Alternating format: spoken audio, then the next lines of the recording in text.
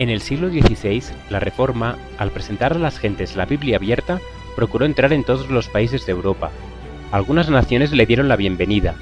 En otros países, el papado tuvo éxito hasta cierto punto en cerrarle la entrada, y la luz del conocimiento de la Biblia con sus influencias ennoblecedoras quedó excluida casi por completo. Hubo un país donde, aunque la luz logró penetrar, las tinieblas no la comprendieron. Durante siglos, la verdad y el error se disputaron el predominio. Al final triunfó el mal, y la verdad del cielo fue desechada. La condenación está en que vino la luz del mundo y los hombres amaron más las tinieblas que la luz. Francia fue dejada para cosechar los resultados del rumbo que ella había escogido. El freno del Espíritu de Dios le fue quitado al pueblo que había despreciado el don de su gracia. Se permitió al mal que llegase a su madurez y todo el mundo pudo palpar el rechazo voluntario de la luz. Suscríbete a nuestro canal de YouTube. No olvides darle a la campanita para recibir una notificación para cuando subamos el próximo video.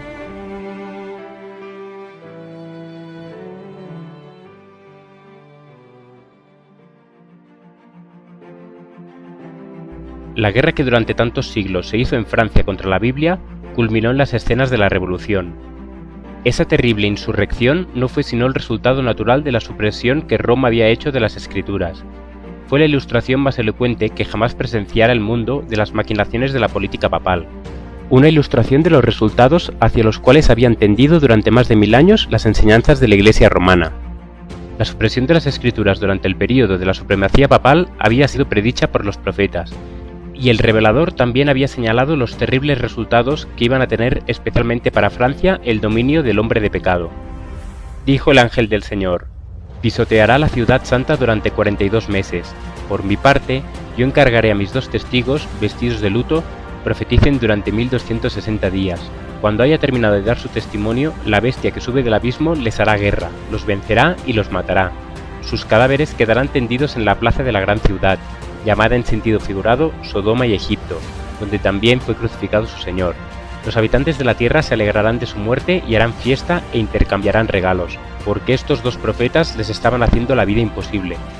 Pasados los 3 días y medio, entró en ellos un aliento de vida enviado por Dios, y se pusieron de pie, y quienes los observaban quedaron sobrecogidos de terror. Los períodos aquí mencionados, 42 meses y 1260 días, designan el mismo plazo, el tiempo durante el cual la Iglesia de Cristo iba a sufrir la opresión de Roma. Los 1260 años de hegemonía papal comenzaron en el año 538 después de Cristo, y por tanto debían terminar en 1798. En dicha fecha entró en Roma un ejército francés que tomó preso al Papa, el cual murió en el exilio. A pesar de elegirse un nuevo Papa al poco tiempo, la jerarquía papal jamás pudo ejercer el poder que tuviera antes. La persecución papal contra el pueblo de Dios no continuó durante los 1260 años completos. Dios, al usar de misericordia para con su pueblo, acortó el tiempo de tan horribles pruebas. Al predecir la gran tribulación que había de venir sobre la Iglesia, el Salvador dijo: si no se acortaran esos días, nadie sobreviviría, pero por causa de los elegidos se acortarán. Debido a las influencias de la Reforma, las persecuciones cesaron antes de 1798. Los 2 testigos representan las escrituras del Antiguo y Nuevo Testamento. Ellos profetizarían 1260 días vestidos de cilicio. Durante la mayor parte de ese periodo, los testigos de Dios permanecieron en un estado de oscuridad. El poder papal procuró ocultarle a la gente la palabra de verdad y poner delante de ellos testigos falsos que contradijeran su testimonio.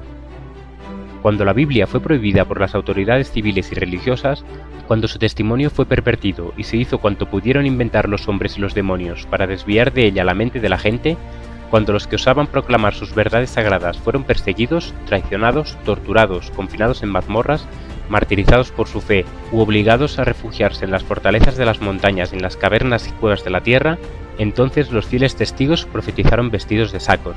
Sin embargo, siguieron dando testimonio durante todo el período de 1260 años. Aun en los tiempos más sombríos, hubo hombres fieles que amaron la palabra de Dios y fueron celosos de su honor. A esos fieles siervos de Dios les fueron dados sabiduría, poder y autoridad para divulgar su verdad durante todo ese tiempo. Los hombres no pueden pisotear impunemente la palabra de Dios. El significado de tan terrible sentencia resalta en el último capítulo de Apocalipsis. Yo advierto a todo el que escuche las palabras proféticas de este libro.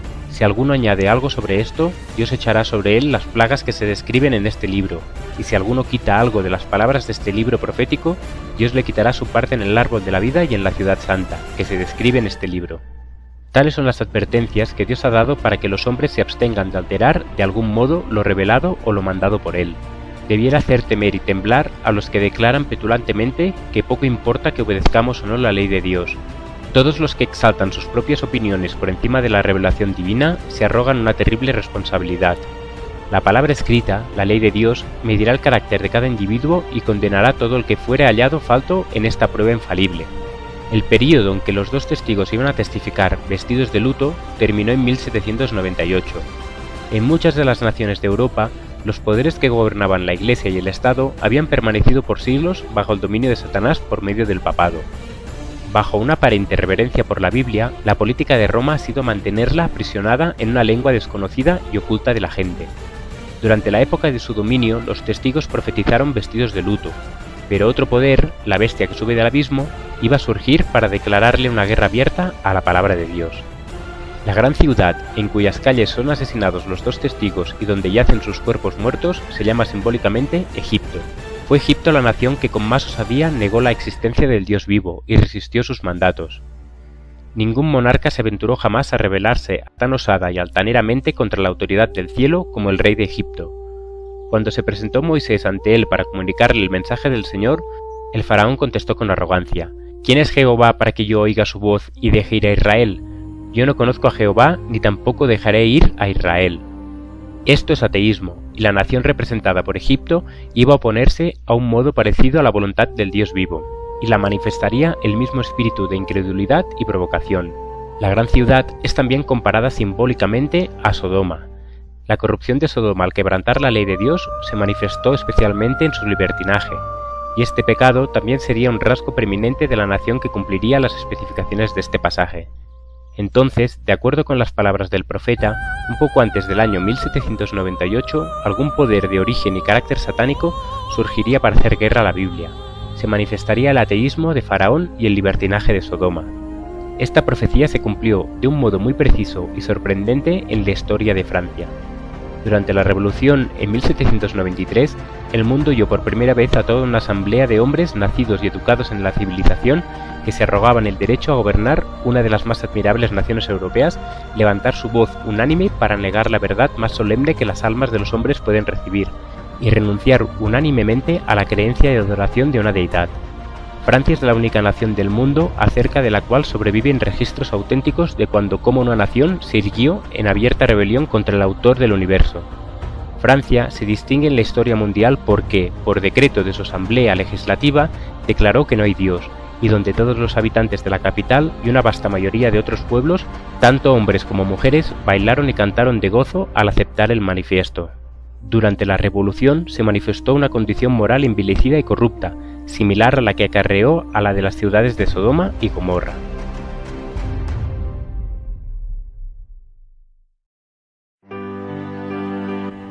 Este ministerio se mantiene gracias a tus aportes. Si quieres contribuir, ve a laverdadilustrada.com o a la descripción de este vídeo.